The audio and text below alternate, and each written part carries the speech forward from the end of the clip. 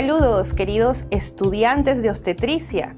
Agradezco la invitación a CONEUP, a la participación del Congreso Nacional de Estudiantes de Obstetricia de la Universidad Peruana. No he podido asistir porque estoy representando a Perú en Paraguay, en el congreso que está organizando la Confederación Internacional de Matronas.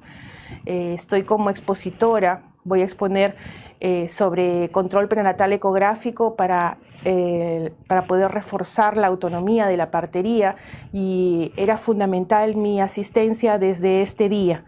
Entonces les pido mil disculpas por no poder estar presente con ustedes, pero de todas maneras me interesa poder compartir con ustedes hoy día sobre los conocimientos que tengo sobre ecografía obstétrica. Comenzamos con las ponencias.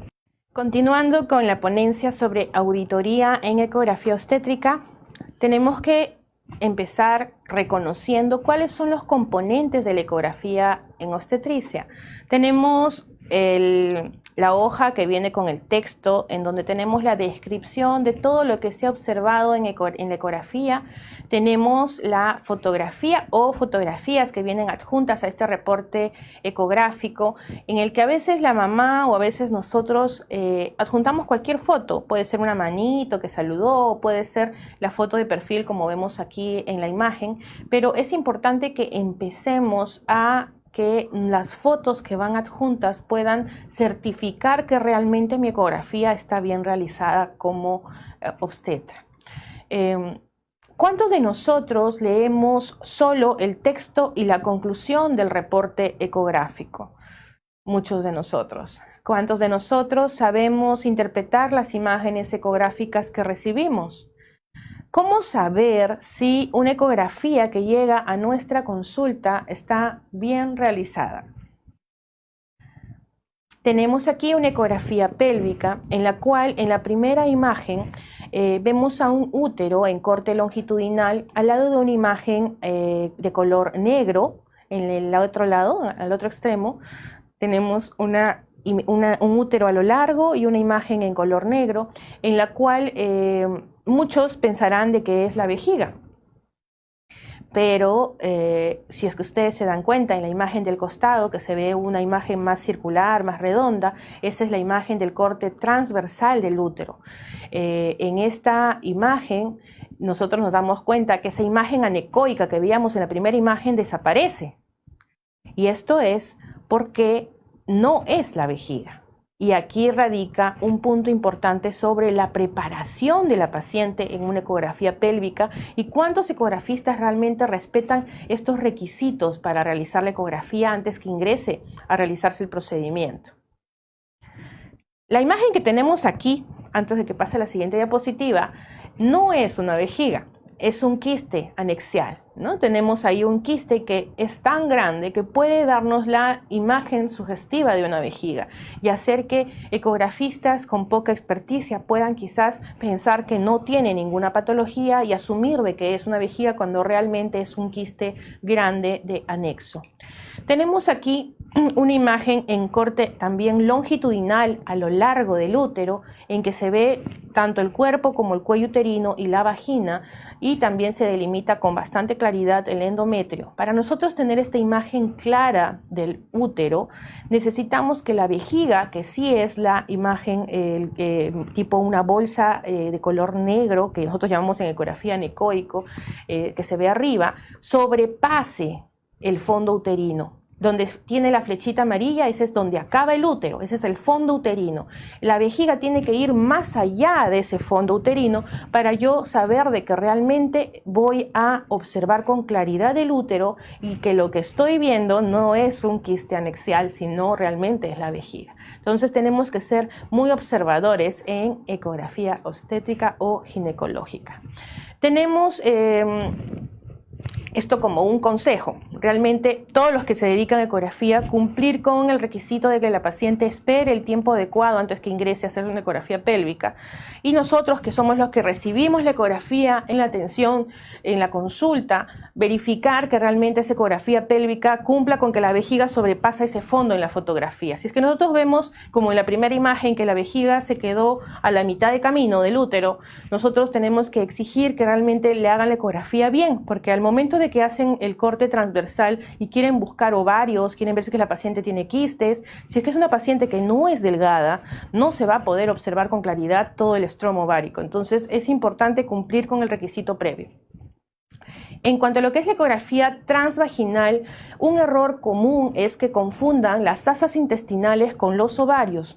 Y en la ecografía, cuando te consignen que una paciente, por ejemplo, tuviera poliquistosis ovárica, tienes que saber que existe un abuso del uso de este hallazgo ecográfico. Muchos reportes ecográficos dicen que casi un montón de pacientes tienen poliquistosis ovárica, cuando no cumplen con los requisitos según la imagen. Por ejemplo, la imagen que vemos en pequeño, se ve ahí un ovario que tiene unos 5 folículos más o menos, y eso no es una poliquistosis ovárica, ¿no? Para que sea poliquistosis tiene que ser un volumen mayor de 10 centímetros cúbicos, con un aspecto poliquístico, tipo collar de perlas, con los quistecitos muy pequeños alrededor de todo el ovario. Entonces el color del estroma del ovario cambia. Son muchos signos que tienen que tomarse en cuenta para decir que hay poliquistosis ovárica. Lo que a veces pasa es que tenemos ovarios de apariencia multifolicular y no de tipo poliquístico. Entonces tenemos que aprender a diferenciar y a no decir amén a todos los hallazgos ecográficos que nos vienen en un reporte. Aprender a ver si es que realmente nos dicen la verdad y ver la imagen, aprender a valorar la imagen. Tenemos la siguiente diapositiva, en la que vemos en qué fechas debo yo solicitar mi ecografía pélvico transvaginal. Un error bastante frecuente es que solicitamos, la paciente viene hoy y hoy le solicito la ecografía y la paciente hoy o mañana se está haciendo el examen. Entonces no preguntamos y no le damos la debida importancia a qué fecha del ciclo menstrual ella debe acudir a realizarse la ecografía. Por ejemplo, si es que yo quiero descartar una poliquistosis ovárica, yo no puedo solicitar la ecografía transvaginal en mitad de ciclo menstrual. ¿Por qué? Porque la paciente va a estar ovulando. Esto va a aumentar el tamaño del volumen ovárico y no me va a permitir el observar si es que realmente el estromo ovárico tenía forma poliquística en el ovario en el que está ovulando, ¿no? Entonces hay que saber solicitar en el tiempo indicado, y el tiempo indicado para yo valorar si es que hay poliquistosis ovárica es entre el 3er a 5.º día del ciclo menstrual, en la etapa de reclutamiento folicular. Si deseo evaluar el contenido endometrial o descartar un pólipo endometrial, también debo de aprender en qué fecha debo solicitar el examen, y la mejor fecha es solicitarlo en donde yo tengo el mayor espesor endometrial, y esto coincide con la mitad del ciclo menstrual.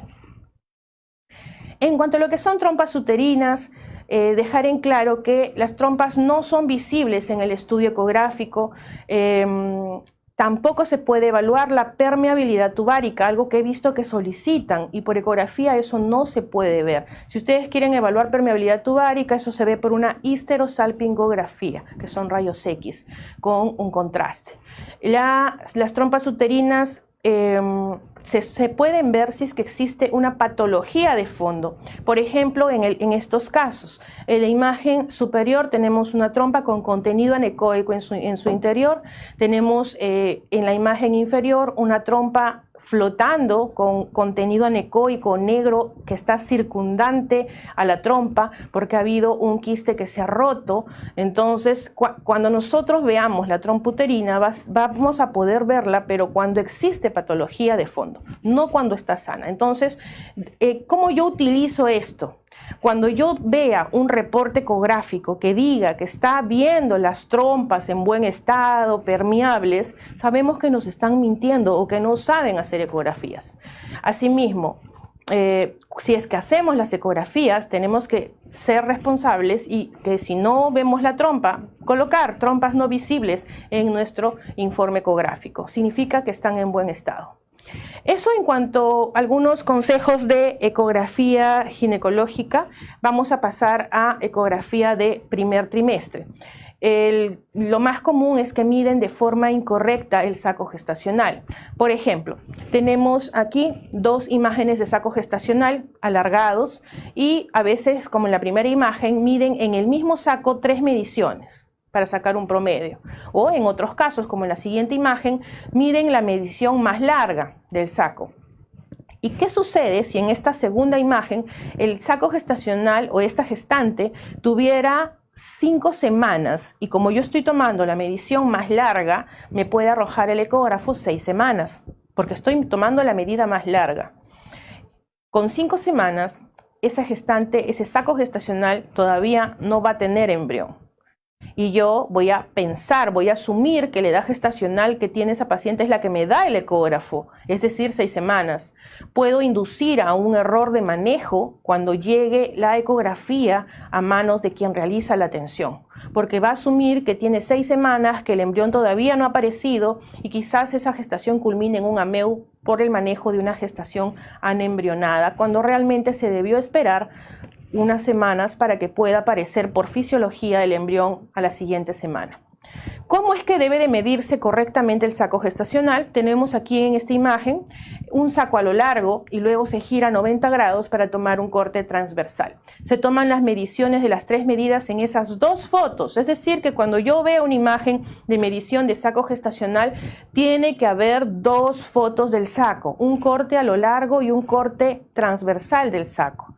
Entonces, sin incluir la medición de la pared, se mide por dentro solo lo negrito y tenemos que ver al saco gestacional de esta manera, con 2 fotografías y hacer la medición del diámetro promedio de saco. No se hace la edad gestacional con una sola medida del saco, sino con un promedio de las 3 medidas. No es necesario que yo lo promedie, la gran mayoría de ecógrafos ya viene con esta opción incluida dentro de sus mediciones. En cuanto a lo que son los reportes ecográficos, les comparto el cuerpo de este reporte ecográfico que menciona cómo debemos de realizar, ¿no? Primero mencionar la vejiga, el útero, en sus mediciones, en su posición, el cérvix, cómo vemos el endometrio.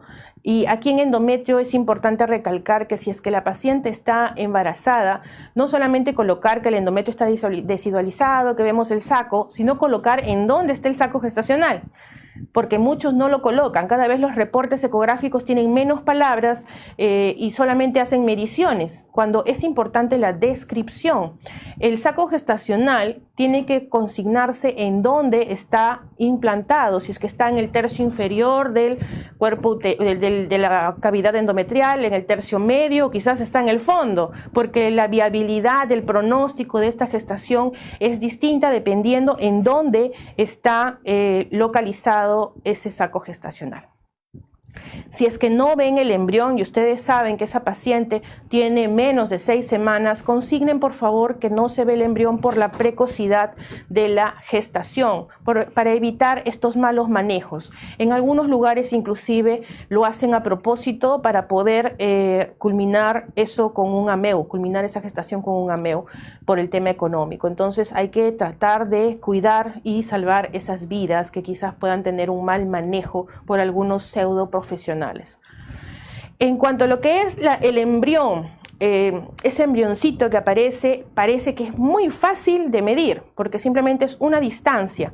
Pero ¿qué sucede? La ISUOC nos menciona que existen ciertos parámetros que tenemos que tomar en cuenta. Primero, que no podemos hacer la medición del embrión cuando está así pequeñito. Muchas fotografías nos ponen casi todo negro y nos ponen a un embrión bien pequeñito a la hora de la medición.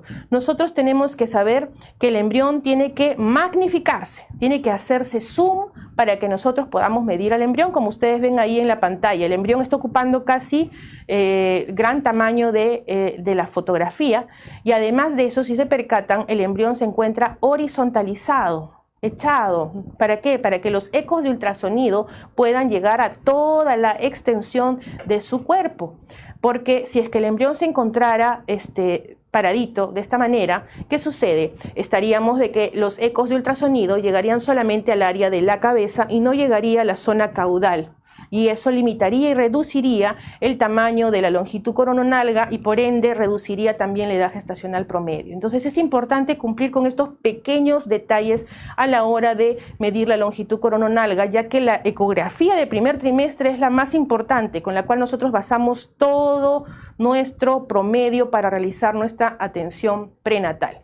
Algo importante y algo que debemos de conocer es que si es que ya se están realizando ecografías genéticas, tenemos que conocer que esta ecografía tiene la valoración de hueso nasal, de translucencia nucal y ductus venoso como 3 puntos importantes de lo que evalúa. Hay otras cosas que se evalúan, pero eso es lo más importante. En esta fotografía podemos ver con las flechas rojas 3 líneas blancas. La línea 1, si es que todos se pueden tocar la puntita de la nariz, tenemos aquí en la línea 1 el cartílago de la nariz. Es un cartílago y se ve ahí en la puntita, que es la número 1. Subiendo en la línea número 2, que es más delgadita, tenemos a la piel. Debajo de la piel, que va a formar un signo igual, tenemos una línea blanca más gruesa y es la número 3. Ese es el hueso nasal. Nosotros tenemos 2 huesos nasales. Muchos piensan que porque le miden un hueso nasal al feto existe solo un hueso nasal. Es importante saber que cuando yo vea una ecografía genética en la que le miden el hueso nasal, yo necesito ver esa foto. No al bebé mirando abajo, ni al bebé con el mentón pegado al pecho, ni con la cabeza tirada hacia atrás. Necesita el embrión estar, el feto en ese momento, con una posición neutral, como está ahí en la imagen, con líquido entre el mentón y el pecho, y que se puedan visualizar esas 3 líneas blancas en la punta de la nariz. Si es que no tiene hueso nasal, obviamente tengo que ver las 2 líneas y la ausencia de la tercera línea. Pero si es que yo no veo ninguna línea, no pueden decirme que hay ausencia de hueso nasal. Eso es bastante importante de valorar, ya que si es que ese bebé no tiene hueso nasal, significa un factor positivo para cromosomopatía, algo bastante importante de valorar. En cuanto a lo que es la valoración de la translucencia nucal, como vemos ahí en la imagen, tienen 2 flechas amarillas. En la primera flecha amarilla, la superior, tenemos un espacio negro que es la translucencia nucal, que es el edema que se forma en la nuca. Ese edema de la nuca va a verse incrementado cuando tenemos casos de bebés que tienen cromosomopatías. Debajo tenemos una segunda flecha que está más abajo que señala una línea blanca, ese es el amnios. Muchas veces, ¿qué es lo que está pasando? Están midiendo el espacio por fuera del feto, es decir, de la piel al amnios, y no están midiendo el espacio que está en la translucencia nucal. Entonces tenemos que diferenciar estructuras en la imagen para ver si realmente están haciendo una buena medición. No confiarnos por el título que tenga el profesional que está realizando el examen. Aprendamos a valorar las imágenes ecográficas. Un punto importante es que a la hora de ver latidos cardíacos, la medición de los latidos tiene que registrarse en un modo tipo M, modo movimiento, como dice en la primera foto, hasta las 10 semanas que termina la organogénesis para los ecografistas. ¿Y qué sucede? Si es que yo emito Doppler pulsado a un bebé de menos de 10 semanas, le emito también un pequeño efecto de calor, un efecto térmico, que se sugiere que no se le dé al bebé. Ahora, si bien es cierto, muchas pacientes acuden al centro solo para escuchar los latidos de su bebé, no podemos imprimir la fotografía en Doppler pulsado, porque eso sí nos podría traer una demanda más adelante si es que por coincidencia ese bebé tuviera algún tipo de problema de malformación y la paciente leería en internet que puede verse ocasionada esa malformación por una exposición al efecto térmico del Doppler pulsado. Entonces hay que tener cuidado con eso. En cuanto a lo que es la ecografía obstétrica en el segundo y tercer trimestre, tenemos aquí un video. Si le da play aquí, estamos desde los estudios internacionales de Fernando Leiva, que es un psicólogo, el mejor psicólogo que conozco y que apoya a las obstetras en todo momento. Tenemos aquí un video en el que vemos la biometría fetal en 1 minuto. Ustedes pueden ver, estamos pasando ahorita por el corte de 4 cámaras del corazón. Vamos a continuar bajando tenemos ahí el corte de circunferencia abdominal con la porción del seno portal de la vena umbilical. Seguimos bajando, tenemos la vejiga, estamos yendo hasta la parte más caudal del bebé. Vamos a culminar en las nalgas. Vemos ahí, inclusive el ano se puede llegar a observar. Hacemos un ángulo de 45 grados y llegamos al fémur. Entonces, si es que ustedes se dan cuenta, existen técnicas y hay otras técnicas más para poder hacer más rápida nuestra evaluación de biometría, que son mediciones. ¿Qué es lo que normalmente pasa con las ecografías actualmente? Estamos viendo ecografistas que están con el transductor pasando media hora a la hora de hacer su ecografía obstétrica solamente buscando el fémur, porque no lo encuentran.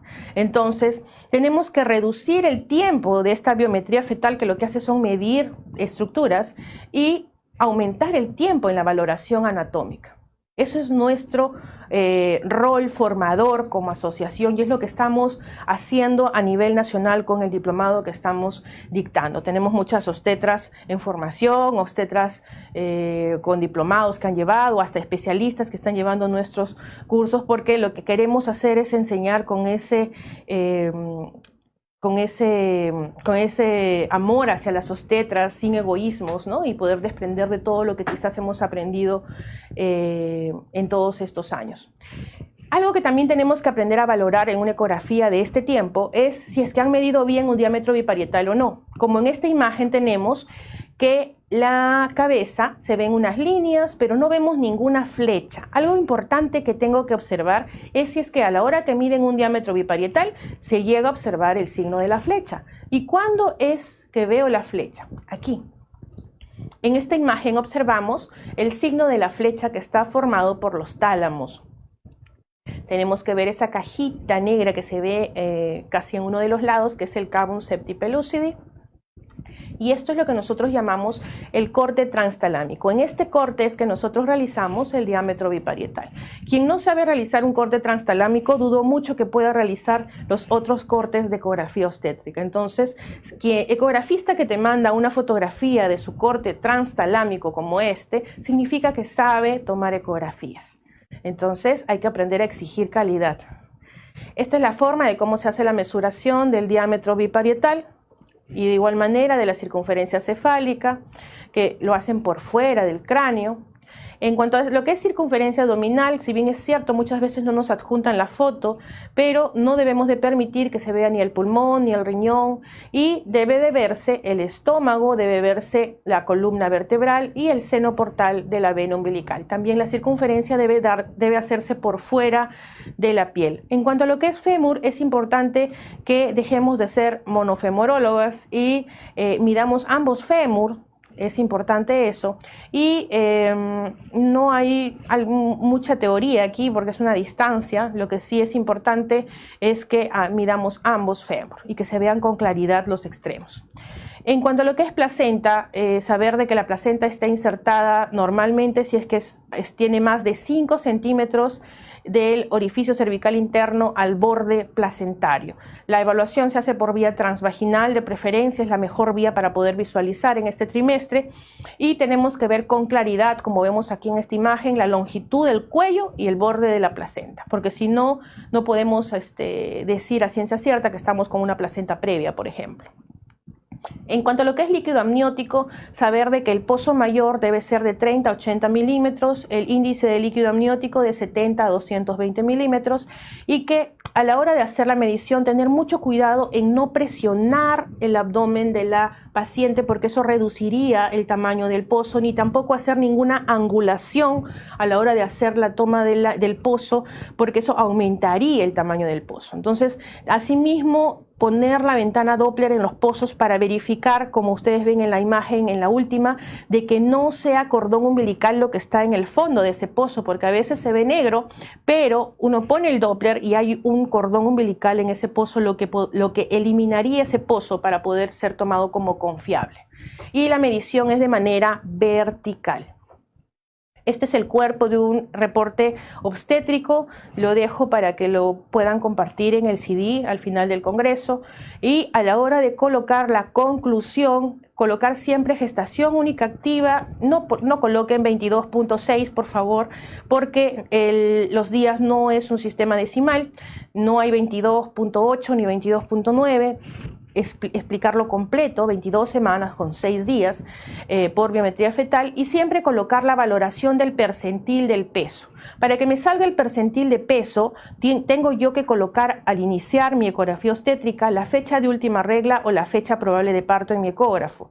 Y de esta manera me saldrá el percentil de peso. Los pesos normales son cuando están entre el percentil 10 a 90. Entonces, es importante que yo ingrese estos datos, porque si no, no voy a poder evaluar si es que el bebé está grande o pequeño, porque el ecógrafo no va a tener con qué dato comparar. Manejar la sugerencia de qué examen posterior necesita la paciente o qué cita a posterior se le va a referir. Estas curvas, estoy segura que muchas las hemos visto en las tarjetas de atención prenatal. Y estas curvas también la tienen los ecógrafos, no solamente en relación a la edad gestacional y al peso, sino también en relación al diámetro biparietal, a la circunferencia abdominal, y cada medición de biometría puede valorarse con los percentiles. Y esto es muy importante porque de esta manera no se nos va a escapar ningún caso de restricción de crecimiento intrauterino. Entonces hay que manejar el control prenatal ecográfico. El control prenatal ecográfico se basa en esto. Esto es un tema un poco más amplio, pero que de todas maneras es importante que ustedes que están en formación puedan ya incorporarlo y tratar de estudiarlo para poder aplicarlo cuando ustedes culminan, porque en donde ustedes atiendan van a tener que tener un ecógrafo para poder valorar si es que ese bebé está pequeño o está grande, y no solamente seguir haciéndolo con la valoración de la altura uterina. Bueno, ahora de que hemos compartido casi una hora de ecografía obstétrica, que estoy segura que muchos de ustedes no van a poder ver las ecografías de la misma manera, y esa es nuestra función como SPECOPSAMO. Para culminar, una frase: cuanto más se sabe, más se puede buscar; cuanto más se busca, más se puede encontrar; y cuanto más se encuentre, más bien podremos hacer por nuestra sociedad. Recuerden eso siempre. Eso es todo. Me despido de ustedes con un fuerte abrazo.